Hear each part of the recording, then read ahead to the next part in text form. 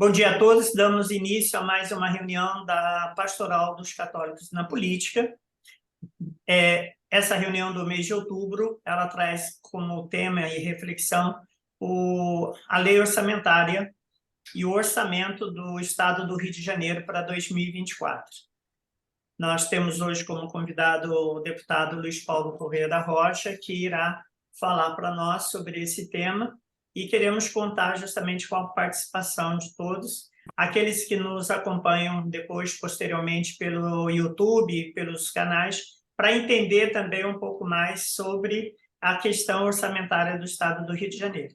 Como fazemos todos os encontros, né? Peço licença a todos para a gente iniciar com uma oração do Pai Nosso. Sempre é conduzida pelo cardeal Dom Arani João Tempesta, nosso cardeal arcebispo do Rio de Janeiro, que hoje está num compromisso e que não conseguiu estar conosco nesse momento, mas pede que a gente mantenha o mesmo direcionamento das nossas reuniões de sempre começar com uma oração. Então, em nome do Pai, do Filho e do Espírito Santo. Amém. Pai nosso que estais nos céus, santificado seja o vosso nome, venha a nós o vosso reino, seja feita a vossa vontade, assim na terra como no céu. O pão nosso de cada dia nos dai hoje, perdoai as nossas ofensas, assim como nós perdoamos a quem nos tem ofendido, e não nos deixeis cair em tentação, mas livrai-nos do mal. Amém. Que o Espírito Santo possa estar nos iluminando e nos conduzindo nessas nossas reuniões, nesses nossos encontros. Hoje aproveito a oportunidade para dar as boas-vindas ao vereador Paulo Felipe, da cidade de Cruzeiro, que desejou estar participando conosco. Também aos demais que estão conosco aqui, o Mozart, o João Carlos, do gabinete do Fred Pacheco. Nós temos também o Diego, que é do gabinete do Luiz Paulo Corrêa da Rocha, o Tadeu, e temos também o Divino, que é do deputado Raymond. Então, além dos nossos deputados já aqui frequentes e assíduos, o deputado Amata Rocha e o deputado Luiz Paulo Corrêa da Rocha. Quero começar partilhando com vocês justamente a motivação dessa nossa reunião de hoje. Nosso convidado de hoje é o deputado Luiz Paulo Corrêa da Rocha. Ele é deputado estadual, já foi nosso vice-governador e tem um trabalho bastante intenso na Assembleia Legislativa em defesa do Estado do Rio de Janeiro. O tema nosso hoje é receitas e despesas, o orçamento de 2024 do governo de Estado. Saiu nesses dias uma notícia dizendo que o Estado do Rio de Janeiro prevê despesa de 8 milhões acima das suas receitas em 2024. Nessa reportagem, segundo o texto enviado à LERJ, a receita líquida estimada para 2024 seria de 104 bilhões, inferior às despesas que chegariam a 113 bilhões. A diferença é a maior, inclusive, prevista anteriormente na Lei de Diretrizes Orçamentárias, sancionada em julho, que calculava o saldo negativo para o ano que vem de 3,6 bilhões. Foi publicado, então, nesse diário, sobre isso, e o deputado Luiz Paulo da Rocha, que é vice-presidente da Comissão de Tributação da LERJ, ele se manifestou tanto na imprensa quanto na tribuna sobre esse tema, né? O orçamento que nós vamos... Aqui eu faço um destaque na fala do próprio deputado. É um orçamento que vamos ter que pagar de dívida, inclusive juros dela, 7 bilhões. Enquanto o investimento das estatais será apenas 1,2 bilhão. Ou seja, vamos pagar uma dívida 6 vezes maior do que o investimento. É um orçamento muito preocupante, mostrando que o Estado está à beira de um precipício. Esse é o mote da nossa reunião de hoje, né? Essa questão de como estamos e de como está previsto o orçamento para 2024. Então, agora eu passo a palavra ao nosso convidado de hoje, o deputado Luiz Paulo Correia, para que ele possa, então, estar falando sobre esse tema e, com isso, poder nos dar alguns sinais de como a gente pode, enquanto cidadão, né, enquanto fluminense, como é que nós podemos trabalhar esse tema nas nossas pautas do dia a dia. Com a palavra, o deputado Luiz Paulo Corrêa da Rocha. Bom, muito obrigado aí pelo convite e queria cumprimentar a todas e todos aqui presentes, em especial que chegou agora nosso professor Geraldo. Bom dia. Bom dia. Mas olha só, ô Luiz Carlos, antes da preleção em si, de apresentar algumas transparências, eu queria fazer algumas separações. O Congresso Nacional está discutindo e votando a reforma tributária. Reforma tributária que tem como característica central transformar o Brasil num sistema dual de impostos. A existência somente, isto é, de dois impostos. Um chamado CBS, que seria a junção do IPI com o PIS/COFINS, seria um imposto federal, e o outro chamado IBS, Imposto sobre Bens e Serviços, que seria a fusão do ISS com o ICMS. Então, nós teríamos no Brasil uma possível simplificação tributária. Bom, dito isso, hoje, este projeto, esta emenda constitucional, a emenda constitucional 45 de 2019, está tramitando no Senado e deve ter sua votação, possivelmente, até o final desse mês de outubro, já que já passou pela Câmara, foi para o Senado e lá já recebeu 409 emendas. Então, evidentemente, depois de aprovar no Senado, terá que voltar à Câmara. Só que ocorre que a reforma tributária tem como fundamento básico, né, fazer com que esse tributo novo, IBS, que extingue o ICMS e o ISS, seja cobrado no destino. Hoje, o ICMS é cobrado na origem, então passará a ser no destino. Evidentemente que essa cobrança do destino é positiva para o Estado do Rio de Janeiro, porque quando a gente coteja o que a gente produz com o que a gente consome, nós somos o maior Estado consumidor do Brasil. Volto a dizer, cotejando produção com consumo. São Paulo não é maior que a gente no consumo, porque a produção dele também é grande. Ora, então, essa lógica é uma lógica futura boa para o Estado do Rio de Janeiro, mas também é uma lógica que vai acabar com o ICMS, porque esse IBS será um imposto com uma alíquota única a nível nacional. E o ISS, que é um imposto municipal, ele só é bem administrado, bem cobrado, em alguns municípios, principalmente os grandes municípios. E aqui no Rio de Janeiro se destaca-se o município da capital, que arrecada aproximadamente 7 bilhões de ISS e 3 bilhões de ICMS. Então, os grandes municípios possivelmente terão perda de arrecadação de ICS e ISS para ser compensada. E os menores municípios terão ganhos, porque hoje arrecadam muito pouco ISS. Eu volto a dizer, o ICMS e o ISS se funde com um único imposto, com uma alíquota única. Mas essa transição de um sistema para outro só vai se dar a partir, ô Luiz Carlos, por isso que eu estou falando primeiro na reforma tributária, a partir de 2026. A partir de 2026, com 7 anos de transição. Então, na verdade, o ICMS se extingue totalmente em 2033. E esta emenda constitucional, ela fala 52 vezes em leis complementares para regulamentar essas matérias.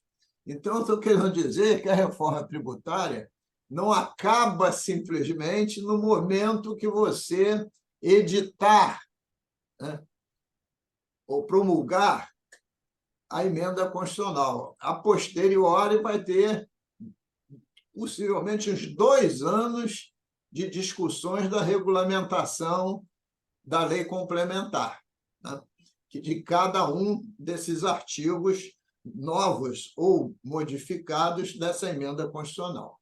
Então, primeiro, só para dizer, a gente tem que olhar o nosso problema não achando que a reforma tributária vai resolvê-lo de imediato. Isso é uma questão para o futuro mais longevo. Bom, dito isso, eu queria primeiro, Luiz Carlos, fazer assim, um rápido apanhado do orçamento desse ano. Afinal de contas, nós estamos no dia 13 de outubro, ainda faltam 2 meses e meio para acabar o ano. Nós temos que primeiro fechar esse ano para depois entrar no orçamento de 2024. Eu queria apresentar as transparências para exatamente dar aos senhores o quadro do que vem ocorrendo. Eu queria pedir aí ao Diego que apresentasse a primeira transparência. Diego já está autorizado a fazer, já está como anfitrião da sala. Ele já está aí, ele já está na sala. Eu espero que ele esteja ouvindo.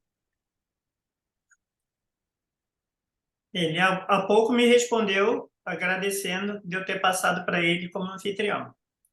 Diego? Estou telefonando para ele, para ver se ele bota a transparência. Oi, Diego, apresenta aí para mim.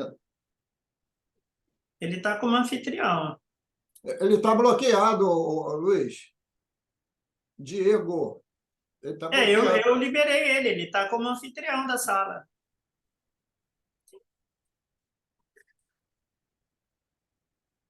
Está dizendo para ele, botou com ele na linha, participante bloqueado. Está todo mundo liberado. Continua. Veio uma mensagem, já coloquei novamente. Diego? Continua bloqueado, eu estou na linha com ele. Horas.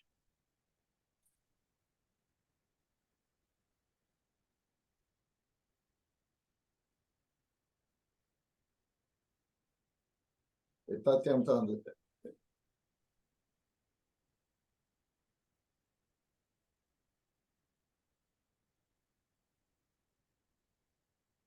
Pode ser algum recurso novo do próprio Zoom, porque eu já coloquei ele como anfitrião e já liberei ele para fazer, mas aqui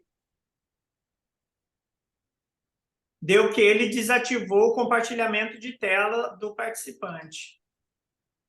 Ele está te ouvindo, mas ele tá linkado. Está linkado e bloqueado. Tá, deixa eu só ver se... Diego, vê se você consegue mandar, então, para o meu e-mail, para me jogar aqui.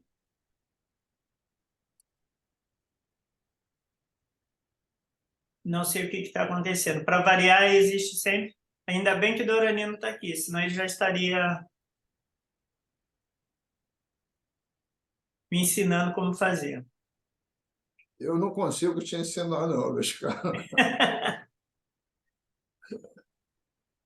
Não, geralmente é só a questão de compartilhamento de tela. O que você está fazendo, Diego?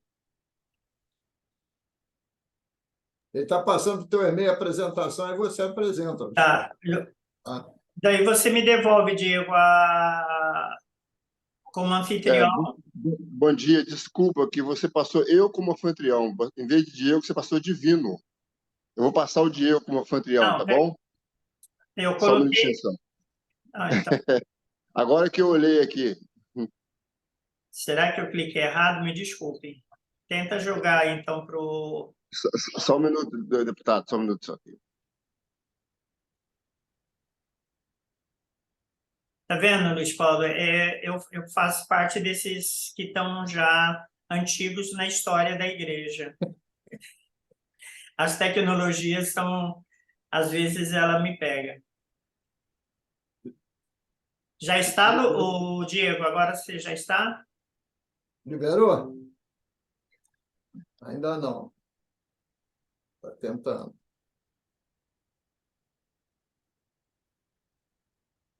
Só um segundo aí, só um segundo. É Diego o nome dele, né? Diego Coelho, que está aí no grupo, Diego Coelho. Pronto, Diego, você já está com o comando. Agora sim, posso desligar, né, Diego? Então pode. Sim. Eu vou dizendo, passo a passo, você vai passando. Pronto, já está. Desculpa, Diego, eu achei que eu tinha jogado pro. Foi a letra D, Diego e Divino juntos. Vamos lá. Olha só, essa é a primeira transparência que a gente vai mostrar, é que a Lei de Responsabilidade Fiscal determina que a cada quadrimestre você faça um apanhado das receitas e despesas. Então, como já está vencido o segundo quadrimestre, a gente está já no último quadrimestre, nós vamos dar uma visão até o segundo quadrimestre, isto é, 8 meses já de despesas e receitas de 2023. Próximo. Bom, quando se faz um orçamento, né, o Brasil todo, o Estado, esses municípios, tem que trabalhar com os indicadores que são fornecidos pelo Boletim Focus do Banco Central. Ninguém usa para fazer as projeções parâmetros diferentes. Então, estou mostrando aqui, ó, lá no boletim, em 2022, previu-se um crescimento do produto interno bruto de 0,5%. Para 2023, está se trabalhando com 2,92%. E no projeto de lei orçamentária para 2024, está se trabalhando com 1,33%. Por que o PIB é importante para as nossas receitas? Evidentemente, se o ICMS é um imposto sobre produtos, circulação de produtos, se a economia está aquecida, a arrecadação sobe. Se a economia está desaquecida, a arrecadação cai. Por isso a importância do PIB. O segundo indicador é o IPCA, que mede a inflação anual, que em 2022 foi 5,09%, está previsto para esse ano 4,86% e para o ano que vem 4 pontos percentuais. A inflação tem também uma influência muito forte sobre o ICMS. E por quê? Infelizmente, quanto mais alta a inflação, mais se arrecada, professor Geraldo. A inflação joga a favor da arrecadação, até determinados limites, né? Porque quando a inflação também dispara demais, o país e os estados entram em recessão. A taxa Selic tem uma importância menor, mas tem importância. O que é a taxa Selic? A taxa Selic são os juros mais a correção monetária que o Brasil fixa para a captação dos recursos. Então, quanto mais alta a taxa Selic, mais difícil é entrar recursos. Se mais difícil é entrar recursos, mais difícil é investimento e desenvolvimento. A taxa Selic foi em 10,5 em 22, está hoje a 11,75, a previsão otimista para 24 é 9. Tudo isso é previsão. Bom, esses 3 primeiros fatores dizem respeito ao ICMS. Agora vamos lá, os 3 fatores que dizem respeito à segunda maior receita do Estado, que são os royalties mais participações especiais. R e P são as siglas que a gente usa para royalties participação. O preço do barril Brent médio em 22 era 99,5 dólares por barril. Olha como em 23 desabou, 81,36. E olha como já tem previsão de subir para 24. Este preço é de uma variação brutal ao longo dos meses e anos e de difícil estimativa. Por exemplo, agora, com a ação virulenta do Hamas de ter invadido Israel e o que está acontecendo no Oriente Médio, associado já ao problema de 2 anos da invasão da Rússia na Ucrânia, claro que faz essa volatilidade do preço médio do barril e fora todas as outras desgraças das guerras. Bom, a taxa de câmbio média não está variando muito ao longo do tempo. A previsão para 24 do dólar é 5. Hoje, quando a gente fez a atualização, estava 5,12. Hoje o dólar deve estar 5,05, 5,02. Né? E a produção de petróleo, que são as estimativas que a Petrobras fornece, que forneceu esse valor de 104,92. Evidentemente, esse valor de 23 ainda está valendo para 24. Então, esses 3 valores definem royalty participação especial. Né? Porque quando você multiplica o preço do barril pela taxa de câmbio e a produção, você verifica quanto você vai arrecadar de royalties de participação especiais. Se esses indicadores mudam muito, também mudam as estimativas de receita, quer seja do ICMS, quer seja do royalties da participação especial. Então, só para ter uma percepção de como é feito as estimativas no orçamento, para a gente depois falar do orçamento de 24. Próximo. Então, ali na cor amarela, está a receita líquida do Estado de 22 e na cor azul, a receita líquida de 23 até o segundo quadrimestre. Estamos comparando 2 quadrimestres. Então, os senhores vão verificar que já em 2023, comparado com 22, nós temos uma queda significativa de receita líquida de aproximadamente aí 3,9 bilhões. Aí tem 3 destaques do lado direito da tela. É dizer que o ano de 22 foi atípico por 2 coisas. Porque houve a entrada de recursos não regulares, recursos extraordinários, da concessão da SEDAI iniciativa privada. E houve o impacto negativo das leis complementares 192 e 194, editada no governo Bolsonaro, que foi em 1º de julho de 2022, que reduziu abruptamente, no meio do ano, as alíquotas de ICMS de combustíveis, energia e telecomunicações, que caíram da ordem de 30% para 18 pontos percentuais. Bom, e houve um crescimento. Eu queria também fazer um esclarecimento seguinte. As receitas do Estado não é só ICMS e royalties. Essas são as 2 principais. Mas a gente tem a receita do IPVA. O ICMS é 75% para os estados e 25% para os municípios, segundo os indicadores de ICMS de cada município, chamado IPM. Nós temos o IPVA, que é 50% do estado, 50% dos municípios, consoante o emplacamento de IPVA de cada município, de cada veículo. E também temos o imposto de renda do funcionalismo público, que é retido na fonte, mas, por determinação constitucional, ficam nos estados e municípios de origem. Então, essas são as nossas fontes principais de recursos. Então, mesmo feitas essas considerações, sabendo que 2022 teve um desempenho extraordinário que não é normal, mas está aqui assinalando já a tendência de queda da nossa receita. Próximo.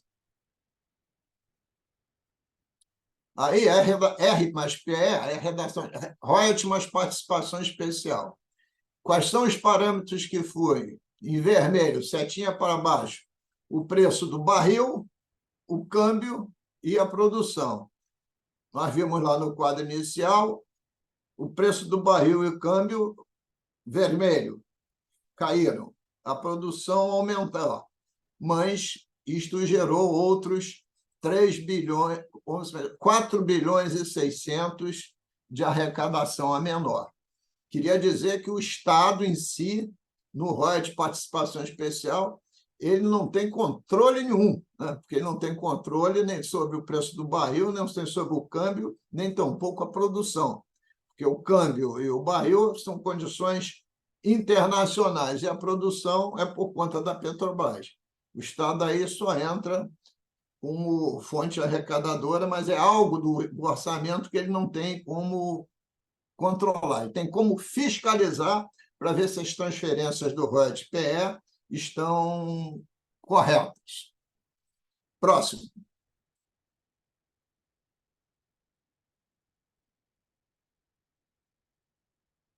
Aí é o nosso ICMS purinho, purinho, né? No primeiro quadrimestre, é para ver a evolução da queda. No primeiro quadrimestre, o ICMS caiu 1,1 bilhão, 15,2 menos 14,1. E no segundo quadrimestre, essa perda foi um pouquinho menor, caiu para 700 milhões. Mas, de qualquer jeito, nos 2 quadrimestres, estamos com tendência de queda. Próximo.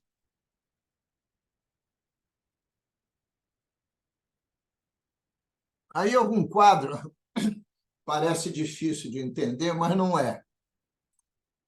O professor Geraldo, que é um filósofo, quando ele vê número, ele fica irritado, né, professor? Mas não tem mistério nenhum. Nós estamos comparando os 2 quadrimestres de 22 com 2 quadrimestres de 23.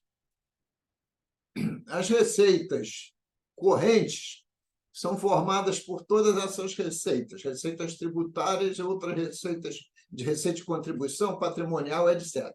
Mas vamos ver uma por uma. A receita tributária, que era 45.180, caiu para 44.625, caiu 555 milhões. O que é a receita tributária? É a soma do ICMS do FOT, o Fundo Estadual de Combate à Pobreza, do IPVA, do ITD e do Imposto de Renda. Só que tem que ICMS e FOT, Fundo Estadual de Combate à Pobreza, é tudo ICMS, né? A gente pode verificar que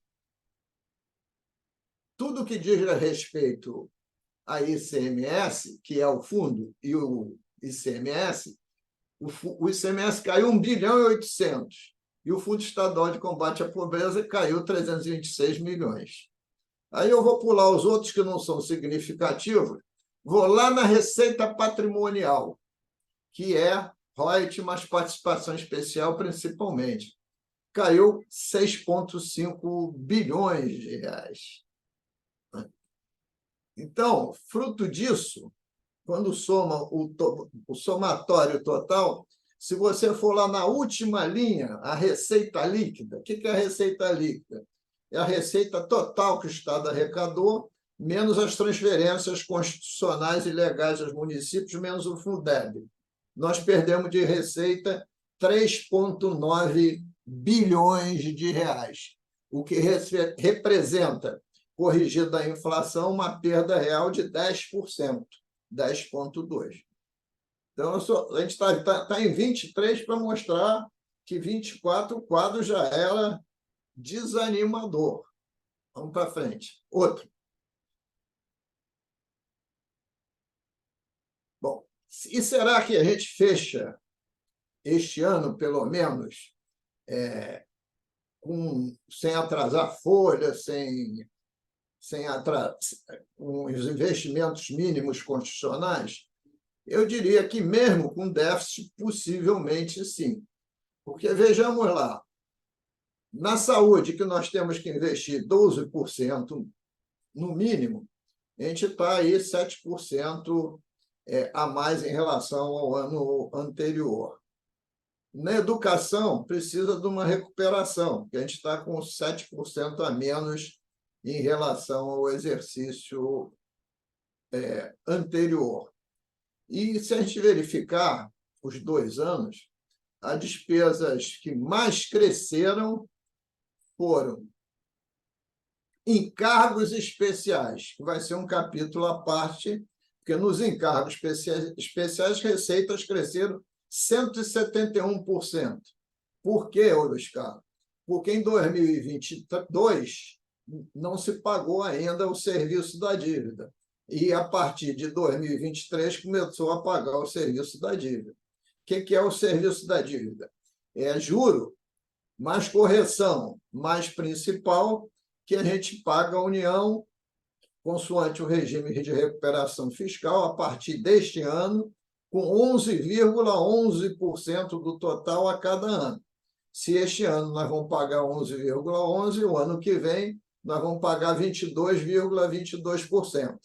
Vamos chegar lá. E depois 33,33% até chegar a 99,99% em 9 anos, que é o pagamento pleno, né? Anual. Então, este quadro mostra que a questão aponta ali claramente nos encargos especiais. Depois disso, a despesa mais cresceu, foi de 20%, que foi no judiciário, né?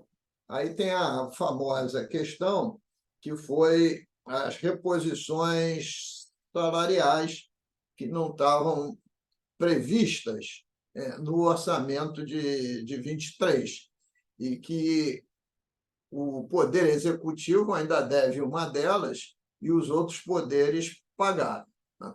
Então, esse é o panorama, mas veja só, na área crítica de segurança pública, nós estamos ainda 11% acima, no segundo quadrimestre, do que foi em 2022. Próximo.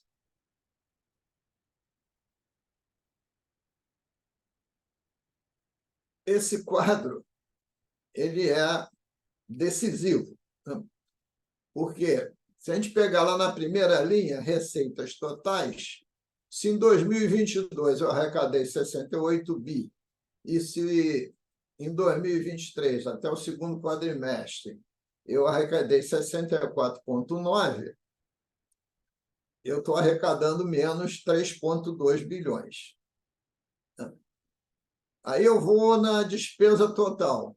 Se eu gastei em 22 55,99 e em 23 61,89, eu gastei em 23 mais 5 bilhões e 900. Ora, se eu arrecadei menos 3 e gastei mais 6,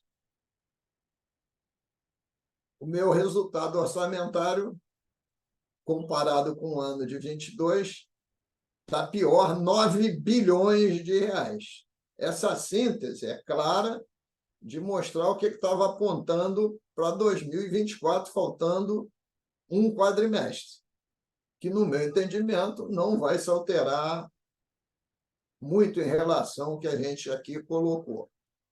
Próximo.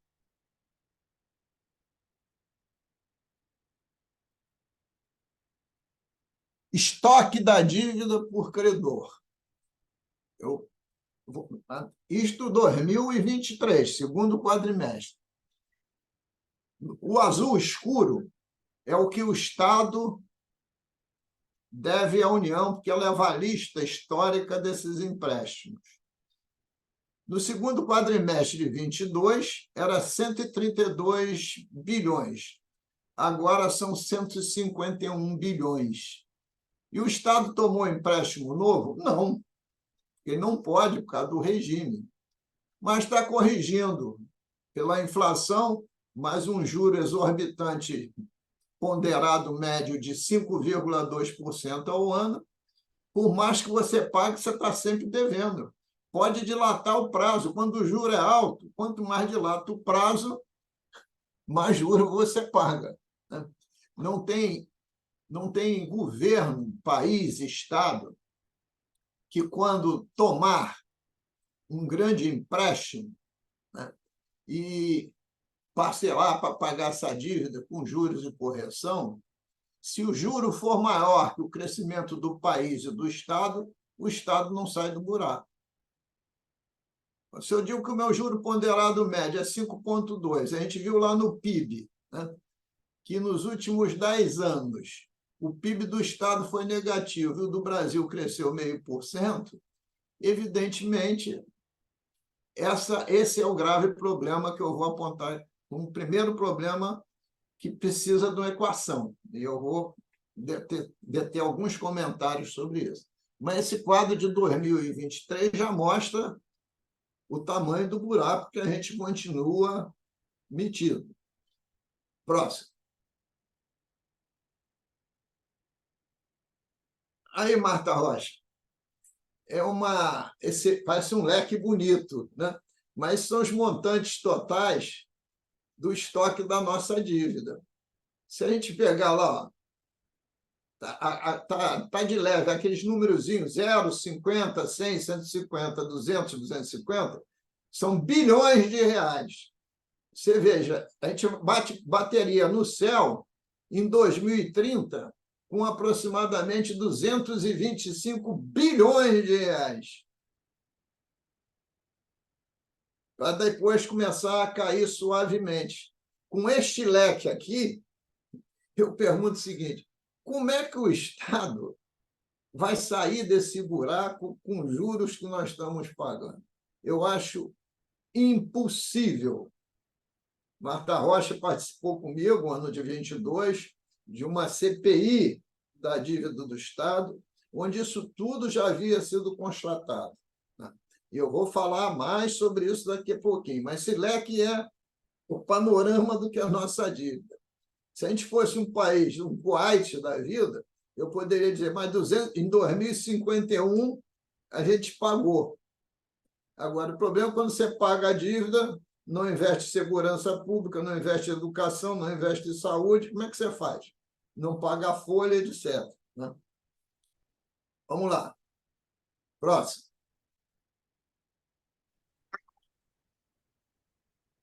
Aí, simplesmente, é dizendo quanto nós estamos pagando à União até o segundo quadrimestre de 2023. 2,859. Em 22, nós não pagamos nada, só computou juro e correção, porque estava no antigo regime, que suspendia o pagamento, mas continuava a corrigir juro e correção monetária.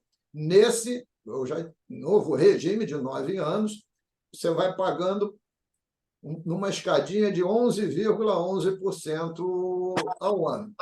E está pagando só 2,859, tinha que ser 3 pontos e quebrado, 3,6, porque a União devolveu em prestações da Casa Bahia, em 3 anos, 3 bilhões e 600 aproximadamente, vai devolver, né? Está devolvendo já 785 milhões esse ano, abatendo do serviço da dívida a compensação que ela deu para o Brasil inteiro, cada estado com um número diferente, referentes àquela decisão abrupta e quebrando o pacto federativo, quando mudou as alíquotas de ICMS dos estados brasileiros lá em 1º de julho de 2022. Porque senão teria que somar 785 com 289 para dizer que eu estou pagando até o segundo quadrimestre 3,6 bilhões de dívida. 3,6 bilhões de dívida. Isso 2020, 2023. Vamos em frente. Aí eu fiz uma... Isso muda toda hora. Por quê? Mudou o câmbio. Muda esses números. Mas essa é uma atualização que a Secretaria de Fazenda nos forneceu, né?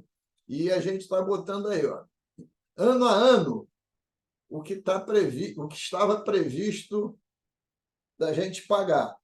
Isso a Fazenda nos forneceu no ano passado. Já está desatualizado, mas já está dizendo aqui, em 2024, a gente ia pagar 6,5 bilhões. Na verdade, não vão pagar 6,5, vão pagar 7. Né? Mas quando chegar em 2031, 15,8 bilhões. Como é que a gente vai arrumar esse dinheiro? Como? E seguramente pode ser mais que a variação cambial.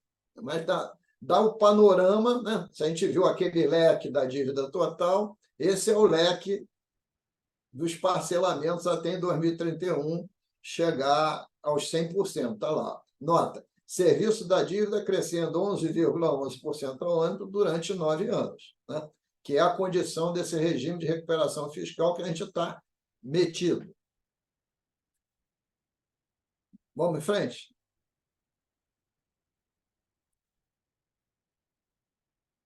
Esse quadro já mais ou menos foi analisado, mas eu fiz questão de trazê-lo, porque uma coisa é o que você prevê e outra coisa é que ocorre, né? Todas as previsões da LOA de 2023 estão acontecendo a menor. Você previa de arrecadação de ICMS mais Fundo Estadual de Combate a Problemas mais forte 55,6 e, na verdade, estamos arrecadando 49,5. Né? Para que no total lá, na receita corrente líquida, está previsto 90,6, até agora a gente arrecadou 83,8, com um buraco de 6,7. Porque as previsões da LOA de 23 estão, em relação ao mundo real, otimistas. E por que estão otimistas? Se imaginava, quando se fez a LOA de 23, que a União fosse compensar todas as perdas de ICMS do Estado relativas ao ano de 22, daquela lei complementar que eu falei do Bolsonaro. Nós perdemos, por causa daquela lei, 4,7 bilhões. Eles vão compensar 3,6, mas vão compensar em 3 anos. Por isso que eu falei que a prestação Casa Bahia, né? E aí a previsão era que fosse compensar tudo de uma vez só. E também as receitas de royalties de participação. Ano de 22 foi um ano pródigo de valor de preço de barril de petróleo. Em 23 ele deu uma desabada, então o royalties e participação especial caiu 5 bilhões. Né? Então é só um pouco essa previsão. E aí a previsão que eu botei aí não está do segundo quadrimestre, eu já trouxe até o último dia útil de setembro. Né? Então já está 2 quadrimestres mais um mês, faltando 3 meses para acabar o ano. A nossa receita corrente líquida está 76% daquilo que era previsto inicialmente. Próximo. Bom, dito isso, nós temos um quadro de 2023, um quadro muito duro, muito difícil, que ainda não se encerrou, mas que eu acredito que a gente vai chegar a esse quadro com um déficit, né? Um déficit orçamentário, né? Mas que não vai ter atraso de pagamento. Né? Talvez tenha um crescimento de restos a pagar, mas não precisará atrasar folha, etc. Acho eu. Esses números são negativos, mas há como remanejar recursos vinculados no Tesouro para que não haja atraso de pagamento de folha. Então, agora vamos ver um pouco, que é o objeto central, a LOA de 2024. Bom, este quadro, primeiro eu vou ver aqui à minha esquerda. À minha esquerda é uma fotografia que a gente tirou da página da PILOA de 2024. Uma receita corrente de 121 bilhões de reais. Essa receita corrente está incluída as cotas-parte do município, de PVA, de ICMS, etc. A receita do Estado em si, né, subtraído de 121, 30,9 bilhões de deduções, então a nossa receita corrente líquida é 9,5 bilhões de reais. Isto aqui eu não produzi nenhum número, é a mera fotografia da PILOA de 2024. Bom, e aí, do lado direito, nós estamos mostrando na área da receita como que ela se distribui. Vejam vocês. O nosso ICMS continua sendo a nossa maior arrecadação, 45,1 bilhão de reais. O FOT, esse recurso é uma legislação que nós criamos no parlamento, que a gente coloca nos cofres do Estado 10% de tudo aquilo que ele dá de benefício fiscal, subtraído das exceções escritas em lei. Então, esse valor realmente não cai. Ele é mais ou menos estável, esses 600 e poucos milhões de reais. Porque o Estado dá de benefício fiscal acumulado por ano, Luiz Carlos, a bagatela de 24 bilhões de reais, aproximadamente. Aí você vai me dizer, mas 10% teria 2,4. Né? E por que é 600? Porque na lei tem uma pilha de exceções que foram incluídas. Né? Mas, de qualquer jeito, é um recurso extraordinário. Primeiro, esse FOT a gente criou com o nome de FEF, Fundo de Equilíbrio Fiscal. Depois, achamos que as ações diretas de inconstitucionalidade podiam bombardear o FEF. Alteramos o FEF pelo FOT, fazendo as correções constitucionais devidas, e até hoje eles estão em pé.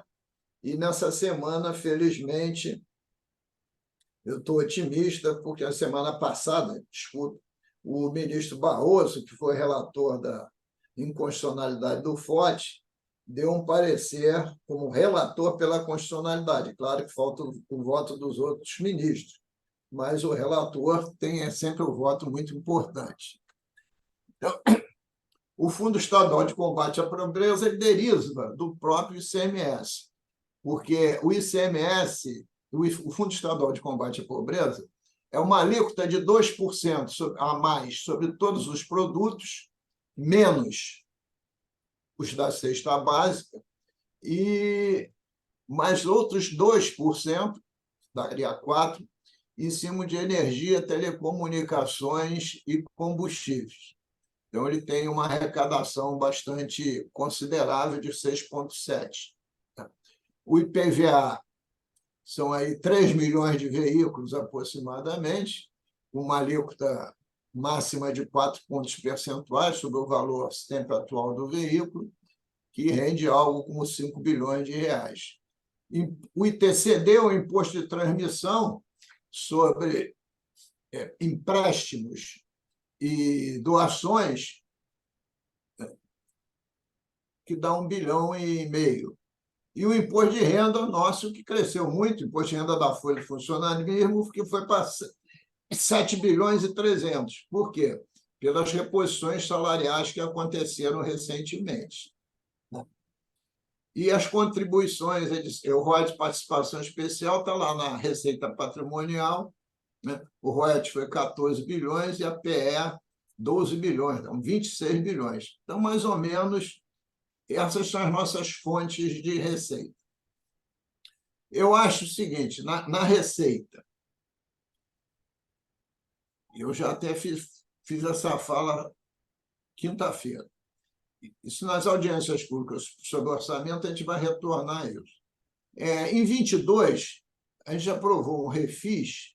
Refis é como fosse um refinanciamento de PVA para bater juro e parcelar a dívida. Mas ficou no ar muito pouco tempo, então a adesão não foi muito grande. E está inscrito em dívida, né? Nós estamos talvez o segundo estado que tem a maior inadimplência de PVA, 31%.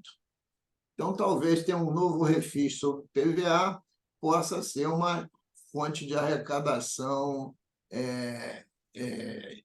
interessante nesse caso específico para 2024, né? Porque não tem muito outro caminho, né? E subir a alíquota, né, é sempre uma polêmica muito grande, porque também o bolso do usuário tem que ser considerado, né? Vamos para a despesa agora, próximo. Aí, novamente, a fotografia do quadro das receitas de um lado e o quadro das despesas do outro. Vamos lá agora olhar, porque as receitas a gente já olhou de uma forma detalhada, vamos olhar as despesas. Pessoal mais encargos, 64 bilhões. Isto é intocável, que é a folha de pagamento de todos os poderes. Pessoal em cargos intra-orçamentários, isso é meramente uma obra de ficção, que é a transferência da fonte tesouro para outras unidades, isso não tem peso, é o mecanismo interno do orçamento. Mas aí vai aparecer juro mais encargos da dívida, 4 bilhões e 600. Isso é só de juros e encargos. Se a gente continuar com o nosso olhinho, descendo lá na despesa de capital, está a amortização da dívida, que é o principal, 2 bilhões e 400. 2 bilhões e 400 somado com 4 bilhões e 600, são 7 bilhões de reais que a gente vai pagar de amortização da dívida, mais juros e encargos da dívida. 7 bilhões de reais. E veja só, nós vamos pagar de juros e encargos da dívida o dobro da amortização, né? 4,6 é o dobro exatamente de 2,3, o que mostra, mais uma vez, que a gente está pagando, né, juros exorbitantes. Então, para mim, enquanto não resolver isso, não resolve o orçamento do Estado. E não é só o Rio de Janeiro, não. São todos os estados do Sul-Sudeste. Por quê? Porque 93% de toda a dívida interna do Brasil está nos estados do Sul-Sudeste, porque foram os estados que, historicamente, sempre tiveram capacidade de tomar empréstimo. Então, esta é uma questão que não é só do Rio de Janeiro, é principalmente do Rio de Janeiro e dos outros estados que estão em regime de recuperação fiscal, dos quais 3 são no Sul-Sudeste: Rio de Janeiro, Rio Grande do Sul e Minas Gerais, porque o quarto estado é Goiás, não é Sul-Sudeste. 3 estão no Sul-Sudeste. E se os estados do Sul-Sudeste forem à bancarrota, o Brasil vai à bancarrota junto. É claro que os governadores já conversaram com o ministro Haddad, que a gente, no parlamento, faz o maior volume de pressão possível, mas, independente do governo, a União fica inventando história para não querer fazer uma renegociação desse juro, ou até do próprio principal, né? Porque se também diminui o principal, diminui o pagamento do juro, mas tinha que fazer as duas coisas juntas, né? Então, este é o caminho, não tem como. Saiu o noticiário que o governo federal vai mandar ao Congresso Nacional uma nova proposta de regime de recuperação fiscal, porque se lá no governo Bolsonaro mexer nas nossas receitas, nossa do Estado, mas de todos os estados brasileiros, o regime que foi proposto não vale mais nada. Então, se ele tem que ser revisto, ele tem que ter uma nova mensagem, uma nova lei complementar. Aí já vi o Haddad falando que vai ampliar o prazo de pagamento, sair de 9 anos para 12 anos. Mas sair de 9 para 12 anos sem mexer no juro não adianta nada. É como você disser, fulano vai morrer dia 21. A gente adia para morrer para o dia 28, uma semana. É um pouco aí, no quadro das despesas, a questão central. E por que eu falo, né, que o déficit é 8 bilhões e meio, né? Vê se você consegue levantar, o Diego, um pouquinho o quadro, para lá no resumo, que eu não estou. O quadro não está mostrando. Levantar um pouquinho, para ver o total das receitas e despesas, para apontar lá os 8 bilhões e meio. Me ouviu, Diego?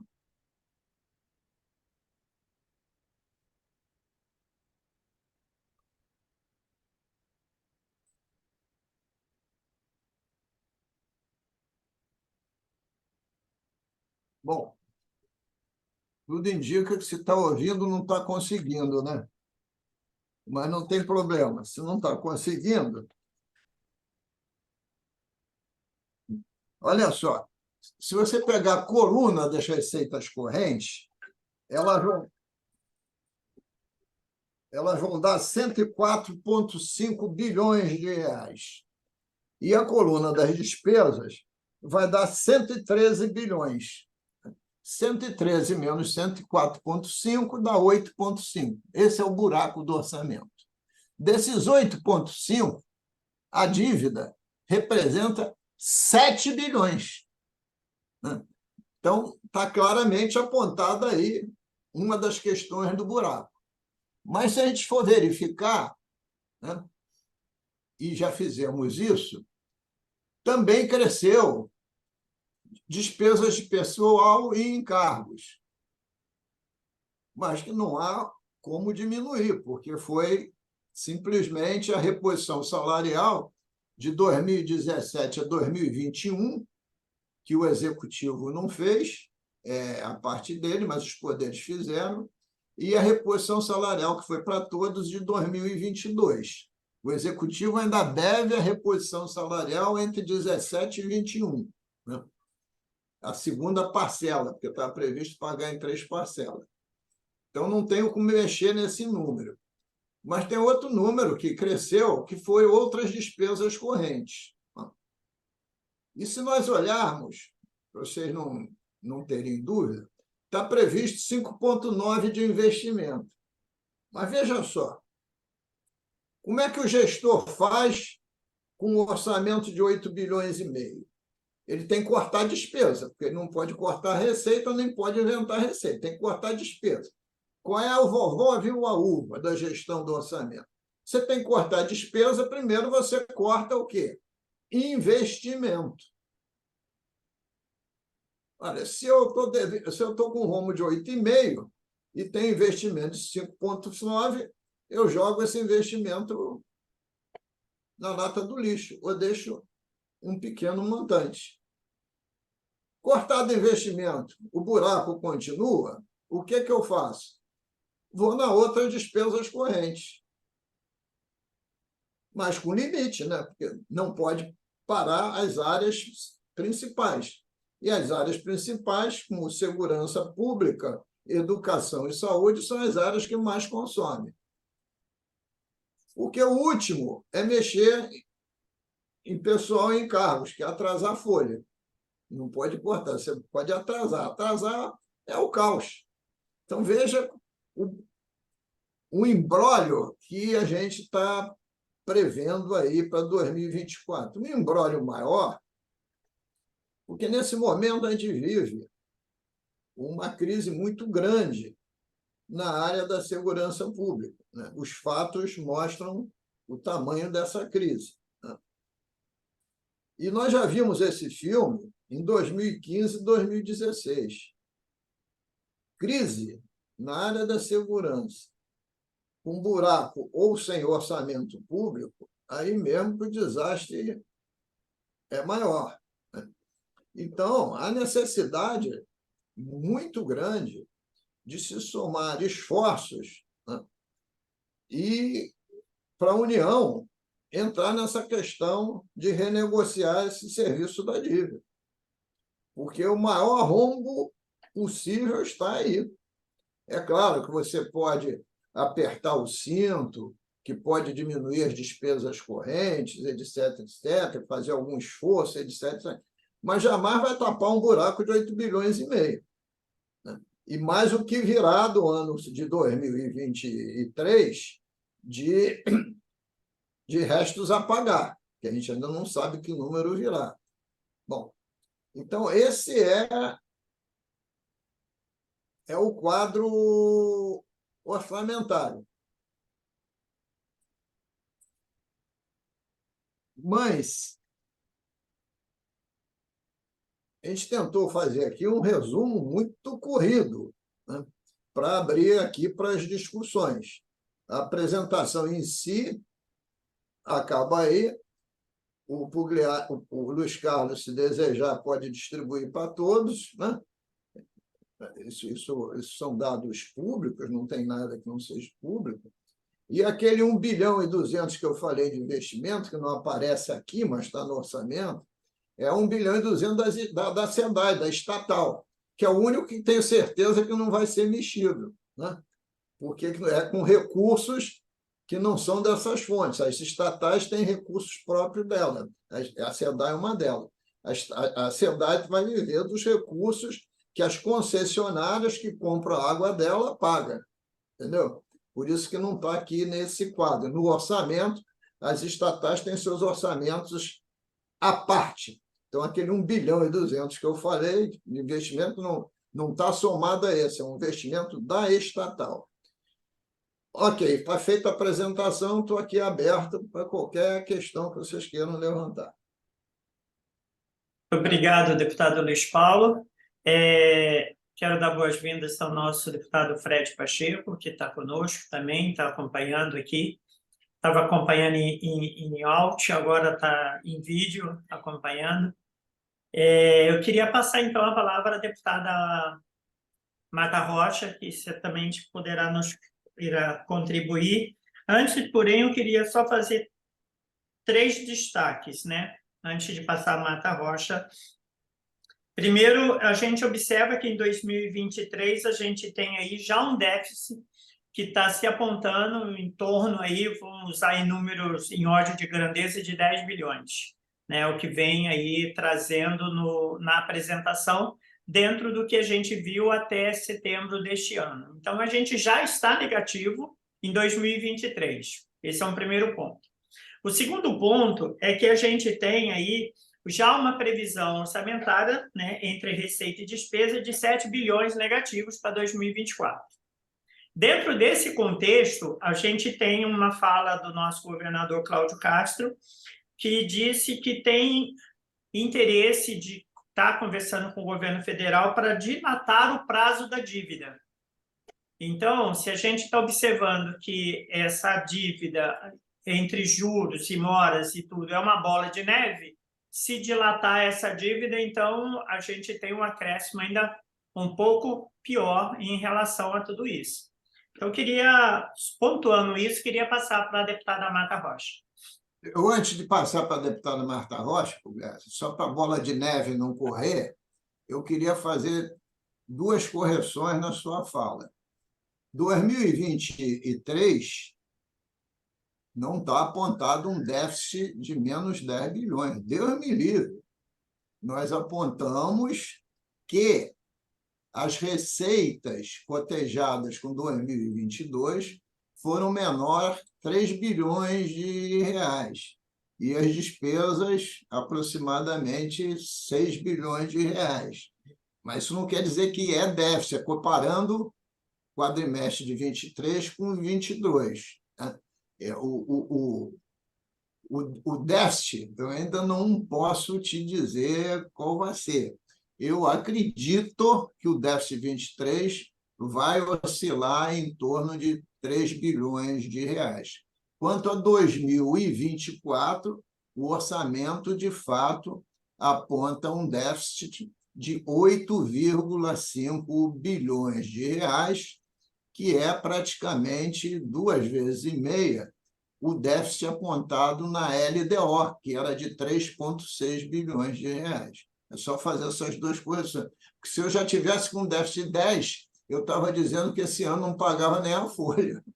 E a Entendi. folha está na ordem de 3 bilhões de reais. Obrigado. Tá. Deputada?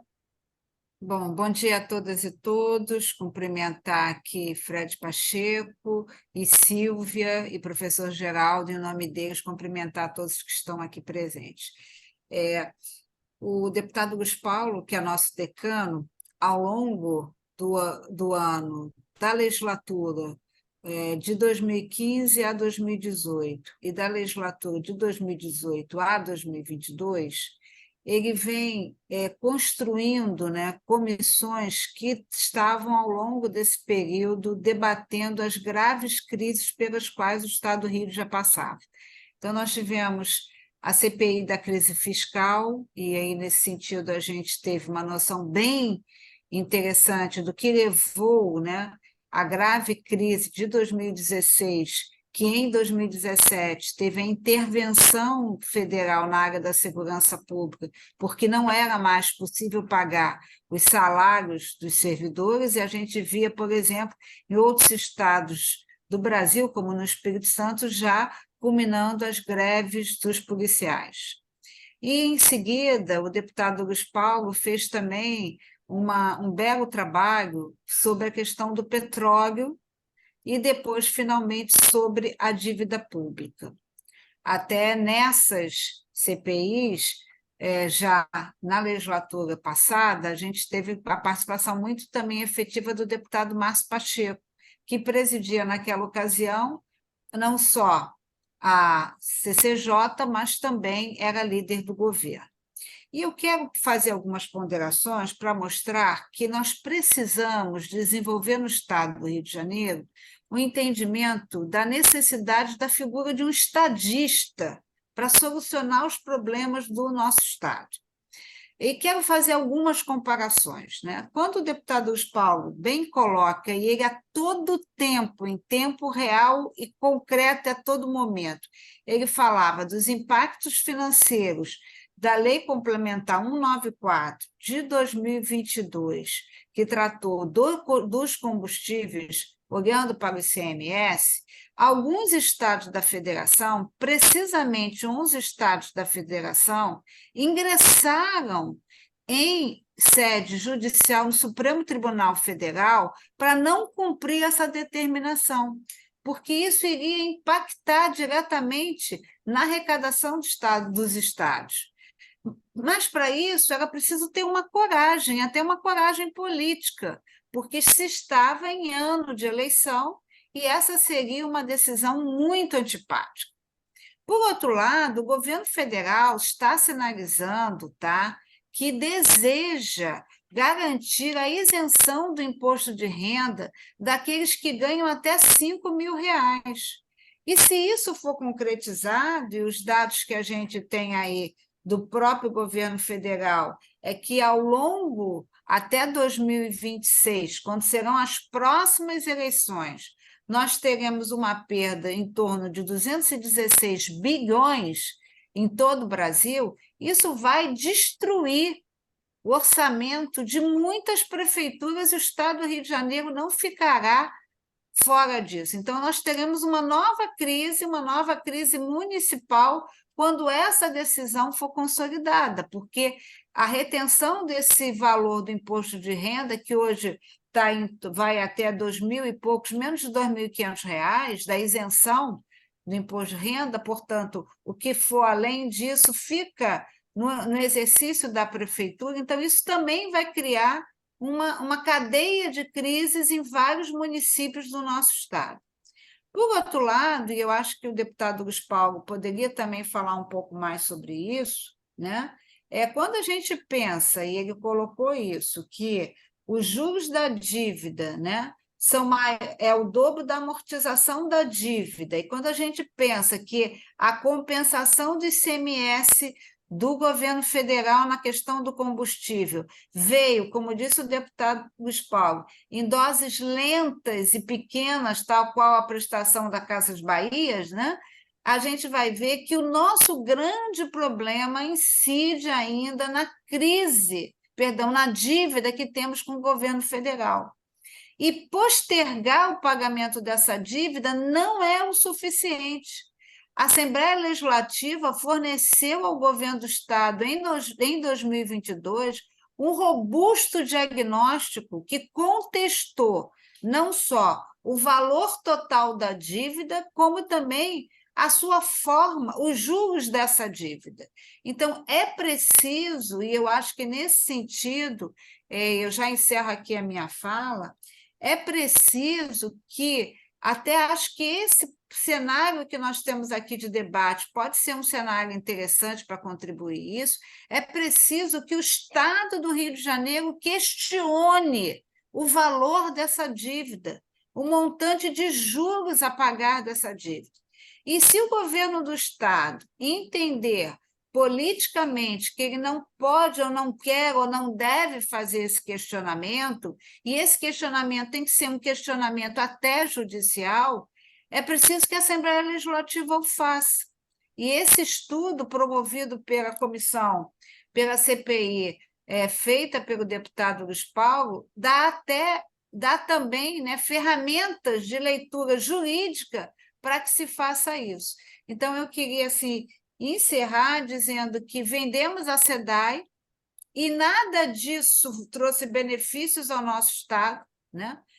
Nós vamos ter aí, como bem disse o deputado Luiz Paulo, um retorno de 1,2 bilhões, né? Bilhões ou bilhão, até não sei, mas o que nós precisamos, não melhoramos o nosso serviço, não estamos tendo, né, a ampliação dos serviços como foi previsto, né, na venda da SEDAI, e a gente terminou o ano de 2022 com uma divulgação por parte do governo que estávamos vivendo bons ventos financeiros e entramos em 2023 com o governo já se recusando a pagar a segunda parcela exatamente da compensação do salário dos servidores, que foi amplamente debatido na Alerj e que houve a sanção do governador, e esse debate foi um debate feito com o governador para estabelecer um teto que ele poderia pagar.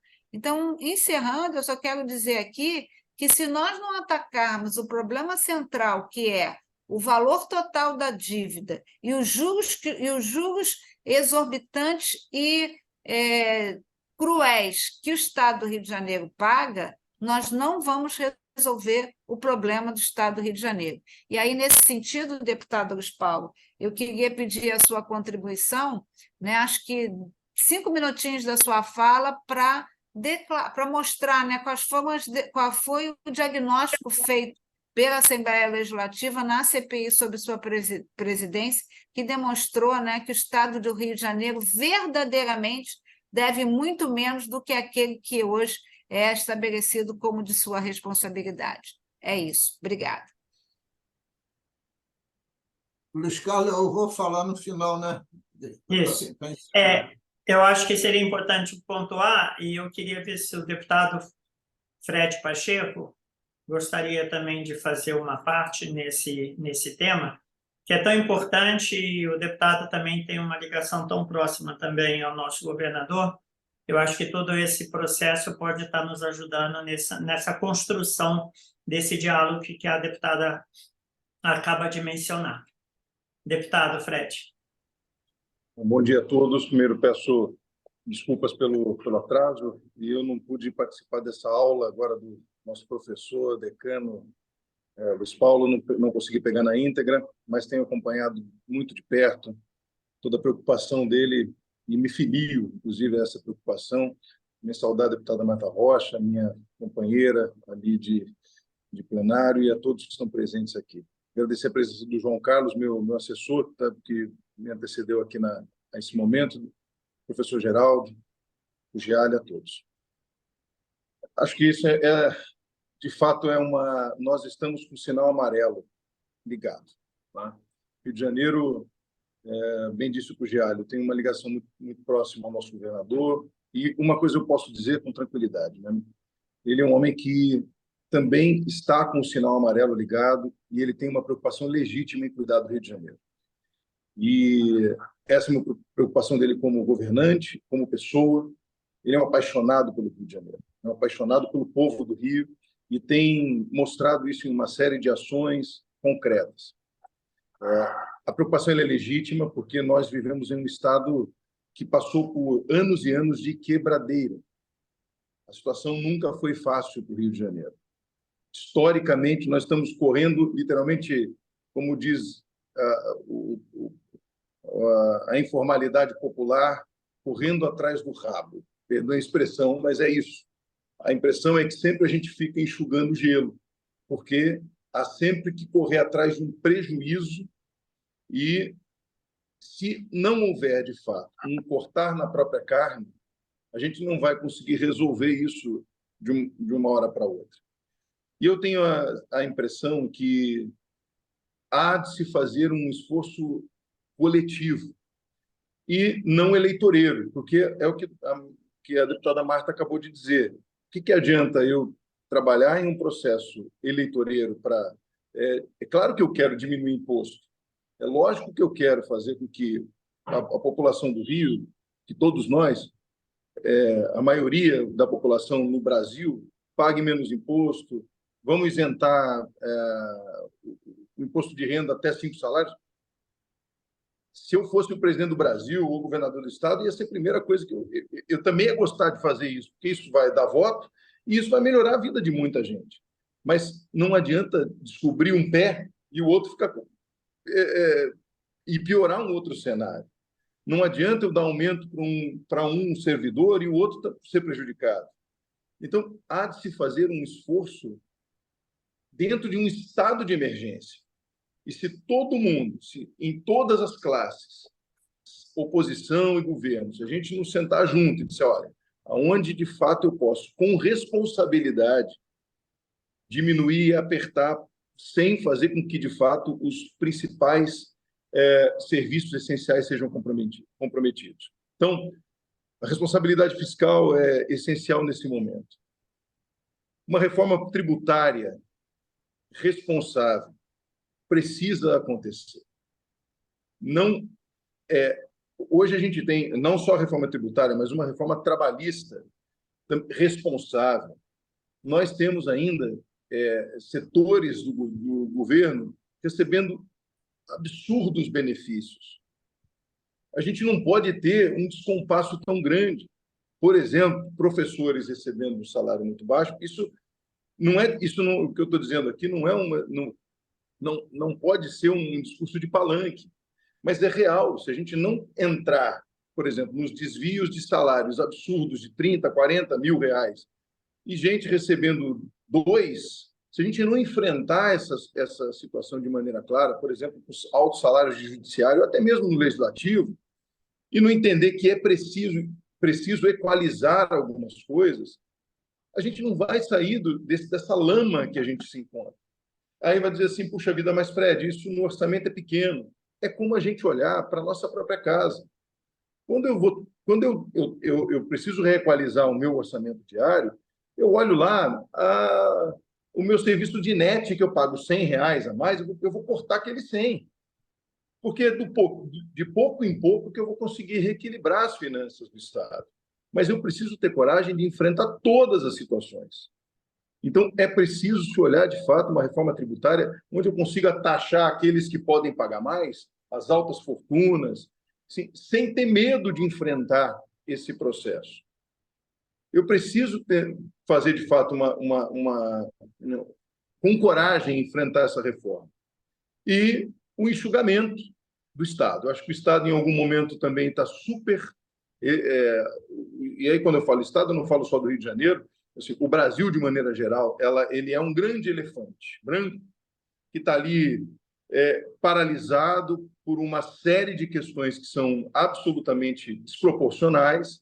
A gente tem que ter coragem de enfrentar. A gente sabe que a máquina é o que... Eu estou no meu primeiro mandato, mas a gente sempre escutou, o deputado Luiz Paulo e a deputada Marta sabem disso, né?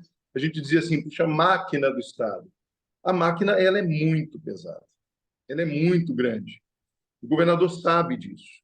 Não é fácil lidar com essas questões no dia a dia, entendendo os interesses do legislativo, os interesses do processo, que são processos difíceis. Mas nós precisamos começar a enfrentar essa situação. Senão, a gente vai continuar enxugando gelo durante muito tempo ainda. O governador Cláudio Castro tem essa preocupação. Eu percebo isso de maneira muito legítima na sua forma de conduzir as questões e vai ter esse enfrentamento. Quer dizer, vai passar um ano difícil, está falando disso agora, algumas matérias vão chegar agora para o Legislativo de maneira muito clara e nós vamos ter que enfrentar. Nós vamos ter que enfrentar, inclusive, a opinião pública, nós vamos ter que enfrentar as intempéries que vão surgir em relação aos servidores, vamos ter que enfrentar. E não podemos fugir da discussão, de fato, de que se nós não...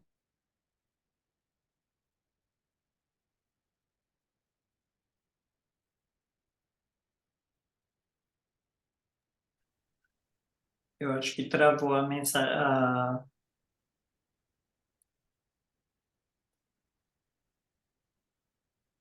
Acho que nós perdemos o deputado Fred, deu uma travada no sistema dele lá.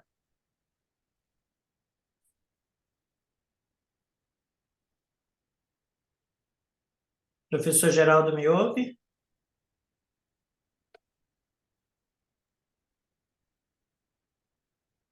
Estou te ouvindo, Udiale. Professor, o deputado Fred caiu, a ligação dele. Que pena, né? Eu acho que ele retornou, conseguiu retornar.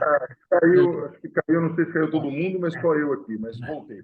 Mas acho que eu terminando a minha fala, concluindo, acho que em algum momento que eu posso dizer, assim, como base do governo, acho que a gente tem que se colocar à disposição agora para discutir as melhores soluções, independente de esquerda, direita, oposição, situação. Nós temos que, juntos, buscar as melhores formas de se fazer um reequilíbrio desse Estado, e, sem dúvida nenhuma, enfrentaremos tempos difíceis, mas temos que, juntos, nos unir nesse momento para pensar o melhor para o Rio de Janeiro.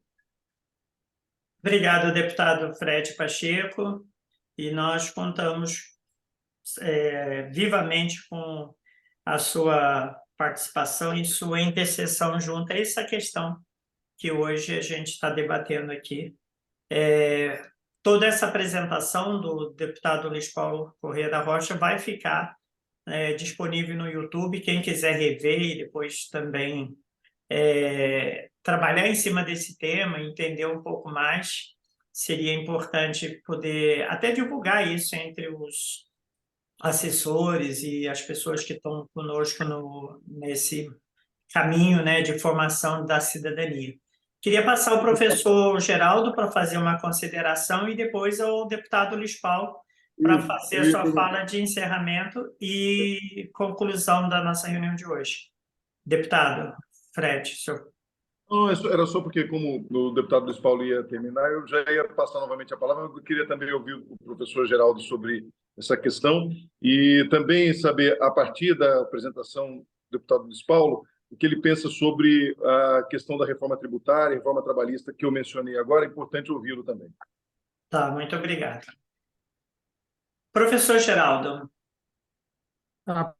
Apenas umas rápidas considerações depois dessa belíssima aula magna que nos deu aqui o deputado Luiz Paulo, como de hábito, com as contribuições valiosíssimas, sem dúvida, como sempre, da deputada Marta Rocha e do deputado Fred Pacheco, né? Como é bom ver católicos, mesmo com posturas ideológicas que não são necessariamente as mesmas, mas vivendo a sua catolicidade, porque estão vivenciando a doutrina social da Igreja do princípio básico da dignidade da pessoa humana, o que é que pede sempre a esse princípio, justamente no campo da dignidade da pessoa humana, que haja saúde, que haja educação, que haja habitação, que haja segurança social, que haja transporte acessível para todos, né? E que também haja condições dignas também de saneamento ambiental dentro de uma estrutura do Estado e do município. E é isso que Luiz Paulo, Marta Rocha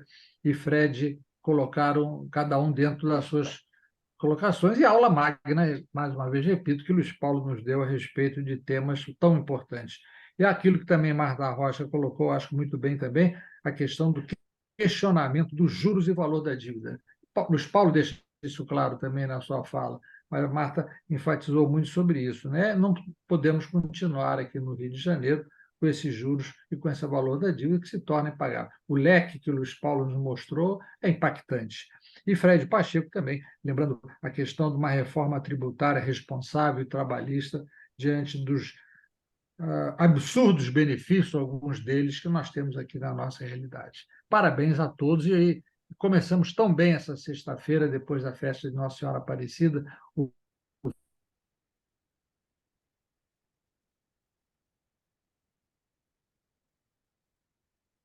hoje temos alguns... Vindo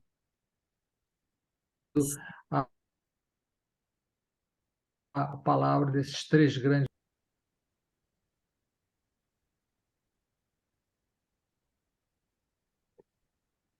Obrigado, professor Geraldo.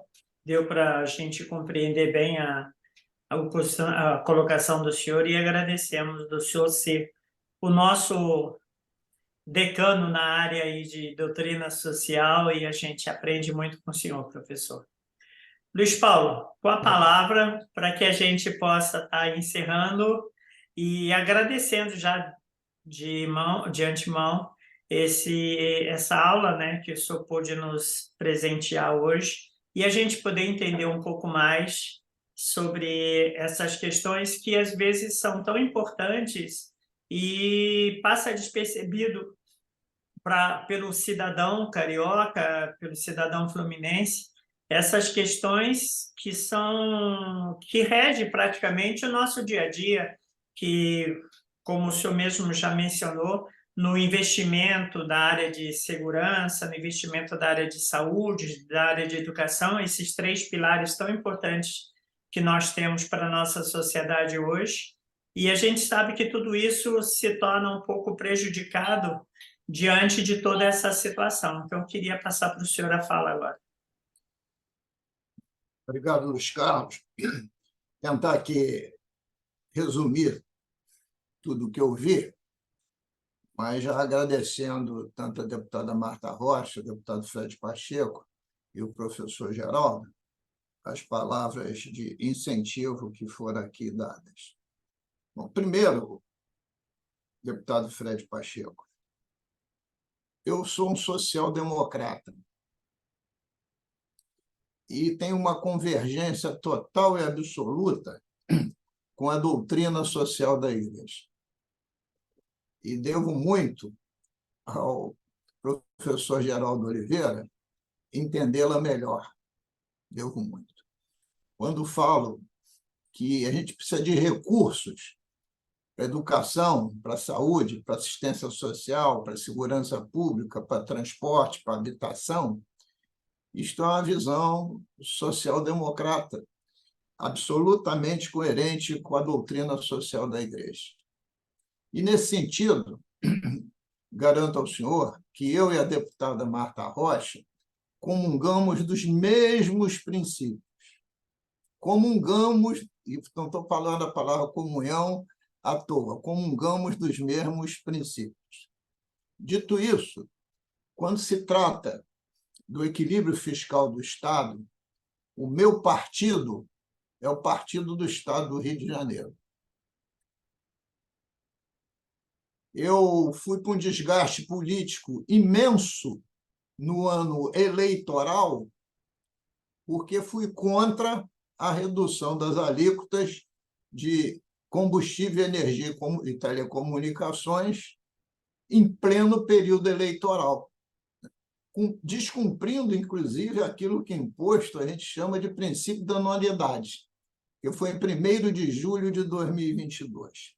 E, infelizmente, como bem disse a deputada Marta Rocha, o governador aderiu, o governador Cláudio Castro. E Vossa Excelência ainda não era deputada. Só se elegeu nesta eleição de 2022. Porque sabíamos que isso ia ter um resultado estrondoso negativamente nas nossas receitas. E teve. E terá até o final dos tempos, não é porque teve, não, todos os anos. Porque se reduziu a alíquota de 30% para 18%, até acabar o ICMS lá em 2031, nós vamos estar sentindo isso na carne. Bom, essa é a preliminar. E, no nosso histórico, a deputada Marta Rocha tem me acompanhado, e eu a ela, nessa trajetória, a gente tem sempre atuado preventivamente nessa área, com a CPI da dívida pública, com a CPI do royalties da participação especial, cujo presidente fui eu, mas o relator foi o seu irmão Márcio Pacheco, e na CPI da dívida. Se o senhor verificar, a semana passada, no Diário Oficial da LERJ, publicou-se uma nota técnica que nós fizemos só sobre a questão da dívida. E parte dessa nota técnica se respaldou no relatório da CPI. Não estou dizendo isso porque também já tive sobre esse tema com o secretário de Planejamento, com o secretário de Fazenda, com a Procuradoria. Eu não tenho problema nenhum com o governo nessa área, porque se for para aumentar a receita, a gente está do mesmo lado. Mas também tem que dizer que o nosso parlamento tem sido refratário, principalmente a nossa base, né? Porque eu não sou da base. O ano de 2022, nós que tentamos criar uma taxa de proteção ambiental em cima da produção de petróleo e gás. Uma redação redonda, toda bonitinha, etc. Sabe onde nós perdemos? No plenário. A oposição nos barrou para aumentar a receita do Estado. Recentemente, pela reforma tributária, nós vamos perder a possibilidade de fazer imposto seletivo. Vai ser só a União que vai poder fazer. Imposto seletivo é aumento de alíquotas para tudo aquilo que é nocivo à saúde ou ao meio ambiente. Está sendo intitulado no Brasil como o imposto do pecado. Eu propus recentemente aumentar a alíquota do ICMS de 18% para 23%, igual de Minas Gerais, e em São Paulo está tramitando um projeto para ser 30%, sobre bebidas açucaradas, que é a grande malefício dessas bebidas açucaradas em relação à obesidade e, principalmente, à diabetes. Tive que aceitar e até aderir a uma sugestão de encaminhar para a Secretaria de Fazenda em baixa diligência na CCJ. Eu acho que o senhor estava nessa reunião. E por quê? Porque um deputado da base foi lá e se insurgiu contra. E é a Secretaria de Desenvolvimento Econômico também. Ora, isso aumentaria a arrecadação, principalmente da saúde, e diminuiria os custos. Isso, para mim, é só desgaste. A base bombardeia. Parece que não vê o tamanho do problema que a gente está vivendo. Outro dia eu falei no plenário que, em matéria de imposto, talvez eu seja o melhor deputado da base. Mas que ninguém quer ver o problema. Todo mundo está olhando o seu umbigo. Né? Na reforma tributária, eu fiz até ofício e encaminhei sugestões para 2 deputados, para 3 deputados, mas 2 o senhor conhece muito bem. O deputado Pedro Paulo e, mais recentemente, porque está lá na Assembleia, no Senado, ao senador Portinho, só para mostrar como, sem problema de coloração partidária, para ver se as coisas avançam a nosso favor.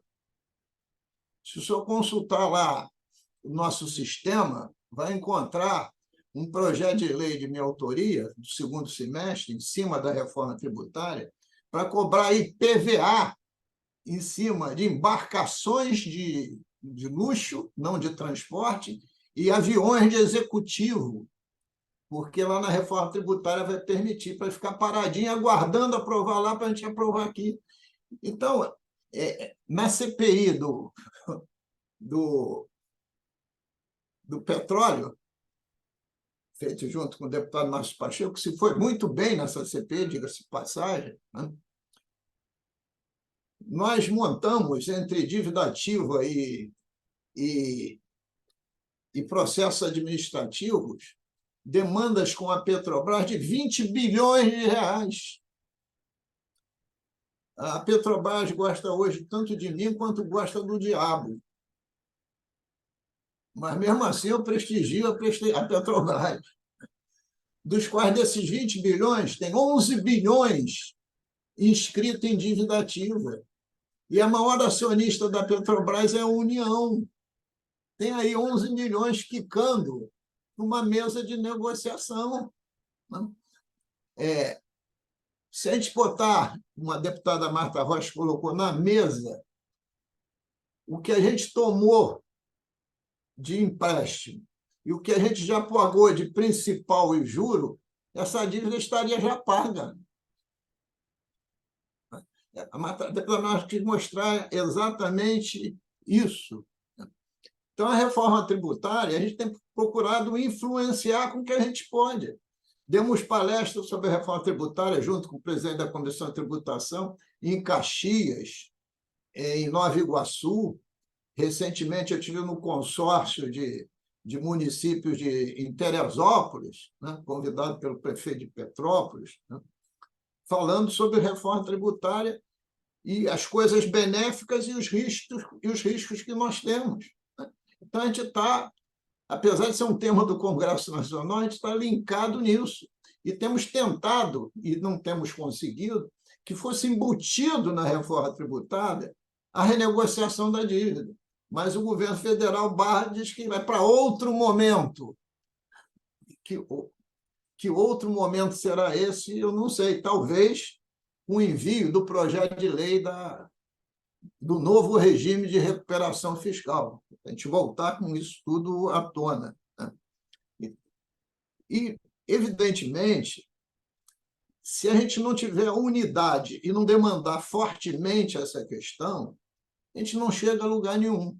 Se o senhor pegar a pauta da semana que vem, o governo mandou um projeto de lei para casa para a gente transformar em lei a participação do governo no protocolo de intenções do CONSUD, de todos os estados do Sul-Sudeste. É claro que vamos aprovar, porque esse tema é pertinente a todos. Só faltou chegar o protocolo junto, esqueceu de botar o protocolo. A gente propõe um protocolo, a gente tem que conhecer o protocolo. Mas a gente já se comunicou com a mesa aí que está faltando o protocolo.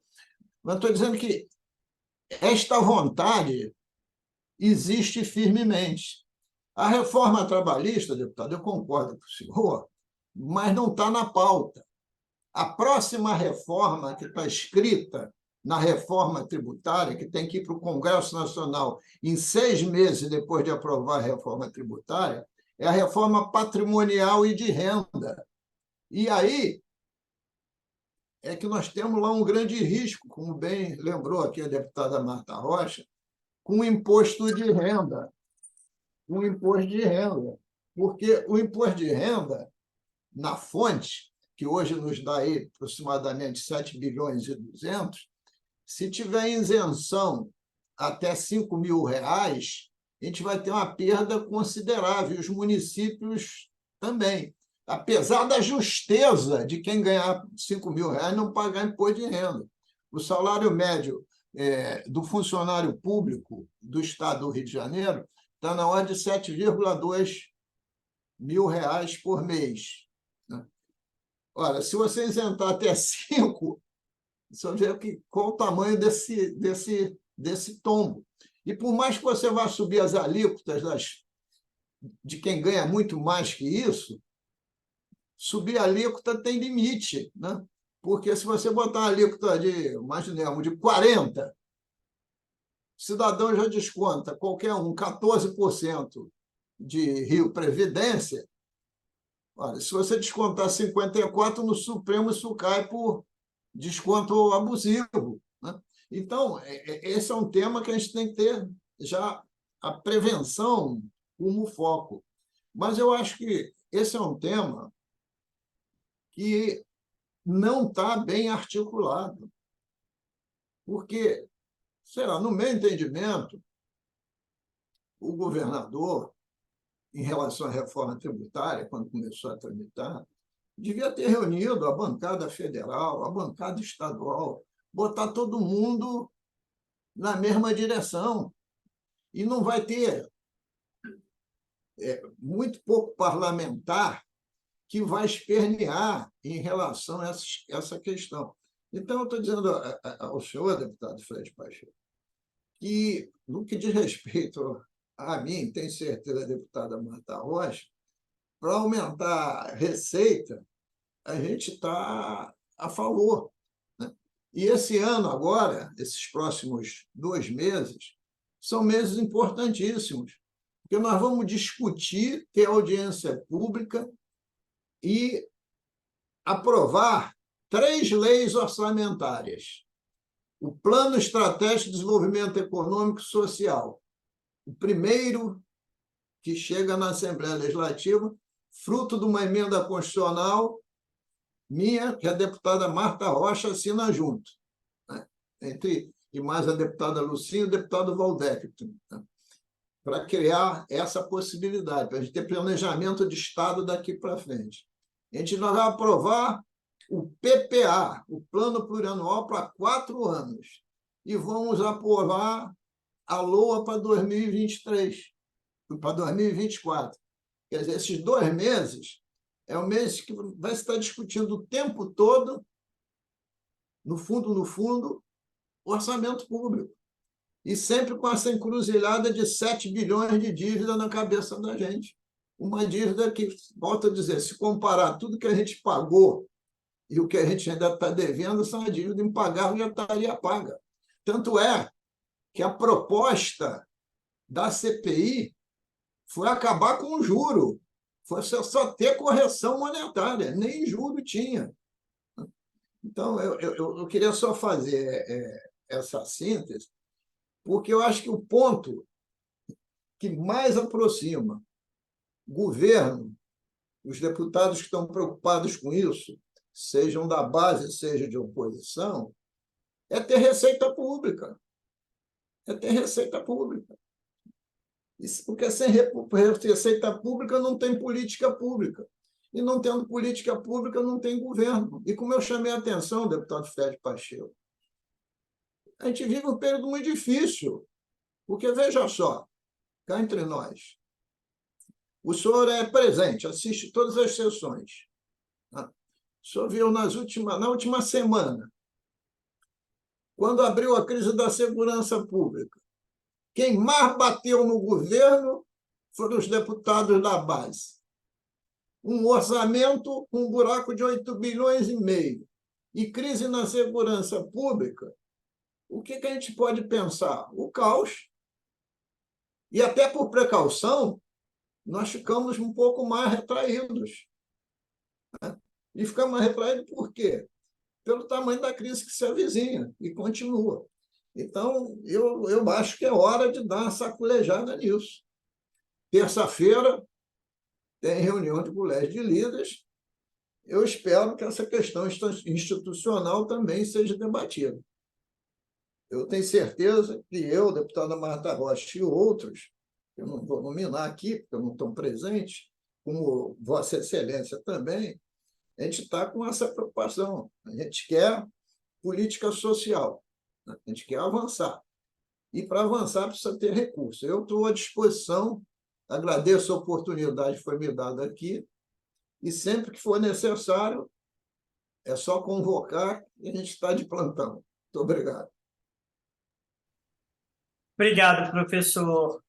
E hoje, né, com o título de professor, porque tivemos aula aqui realmente espetacular sobre essa questão orçamentária no estado do Rio de Janeiro. Quero agradecer a participação de todos, de modo especial ao deputado Luiz Paulo, que se debruçou sobre esse tema, como é muito comum e muito peculiar a ele, uma atenção sempre muito clara e voltada à defesa do estado do Rio de Janeiro. Isso, para nós, é uma certeza de que os parlamentares que estão na casa têm essa missão justamente da defesa do estado do Rio de Janeiro, e que é muito importante para nós vermos políticos com essa envergadura e esse compromisso com a cidadania, com o bem comum, que é a base de toda a nossa formação aqui na Pastoral dos Católicos na Política, mas também fundamentado de uma forma muito clara na doutrina social da Igreja. Eu agradeço a participação e a presença do deputado Fred Pacheco, da deputada Marta Rocha, do nosso professor e deputado Luiz Paulo Corrêa da Rocha. Agradeço igualmente a presença do Divino, que é assessor do deputado federal Raymond, do Tadeu, que trabalha com o deputado Luiz Paulo Corrêa da Rocha. Agradeço a Sílvia, que acompanha de perto também a deputada Laura Carneiro, que pode estar sendo também uma porta-voz nossa junto a ela, ao João Carlos, né, nosso futuro prefeito de Pati de Alferes, né, que Deus abençoe essa sua missão aí, eu sei que vai ser frutuoso esse trabalho seu nessa busca, né? Quero também agradecer ao Mozet, da deputada Zeidan, que esteve conosco, o Diego também, que esteve conosco, assessor do deputado Luiz Paulo, que pôde também fazer essa apresentação. E, para encerrar, eu convido a todos a viver nesse momento, né? Hoje, dia de uma das aparições de Nossa Senhora de Fátima, e ontem, ainda sobre a emoção de viver o Dia da Padroeira do Brasil, que juntos possamos encerrar rezando juntos uma Ave Maria. Ave Maria, cheia de graça, o Senhor é convosco. Bendita sois vós entre as mulheres, e bendito é o fruto do vosso ventre, Jesus.